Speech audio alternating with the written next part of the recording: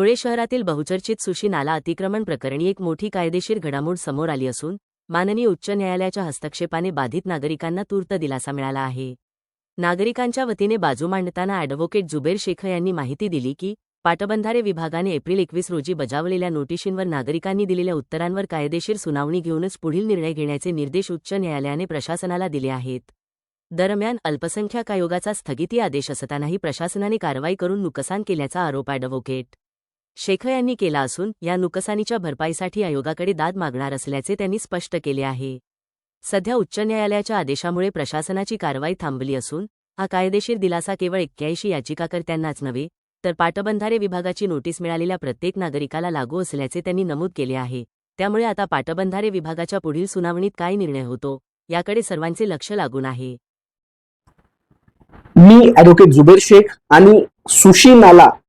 हा जो वादग्रस्त विषय अतिक्रमणाचा होता त्या विषयात माननीय हायकोर्टने जो आदेश पारित केलेला आहे तो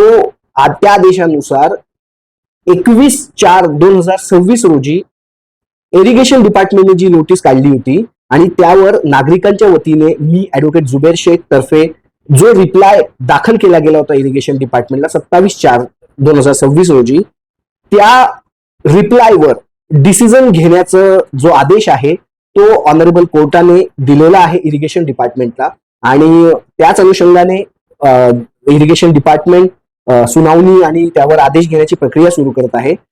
या प्रकरणामध्ये प्रशासनाकडून गंभीर चुका झालेल्या आहेत। आम्ही सोमवारी या विषयावरती माननीय अल्पसंख्याक आयोग यांच्याकडून सुद्धा स्टे ऑर्डर आणली होती। प्रशासनाच्याकडे पूर्णपणे दुर्लक्ष केलं आणि आज रोजी ज्यावेळेस ऑनरेबल हायकोर्ट कडून ही ऑर्डर आली आहे त्यावेळेस प्रशासन थांबलेलं आहे, परंतु यामध्ये जे नुकसान झालेलं आहे त्याची नुकसान भरपाईसाठी आम्ही ऑनरेबल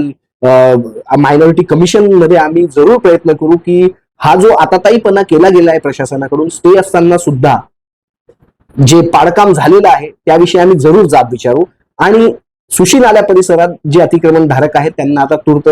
दिलासा मिळालेला आहे आणि इरिगेशन डिपार्टमेंटकडे जी सुनावणी होणार आहे त्यामध्ये आम्ही जरूर ज्या याचिकाकर्ते आहेत आणि याच्यामध्ये एक महत्वाचा विषय हा सुद्धा आहे की जे 81 याचिकाकर्ते आहेत त्यांच्यासोबत हा जो स्टे आहे हा प्रत्येक त्या नागरिकासाठी आहे ज्याला इरिगेशन डिपार्टमेंटने नोटीस वाजवलेली आहे। जय हिंद, जय महाराष्ट्र।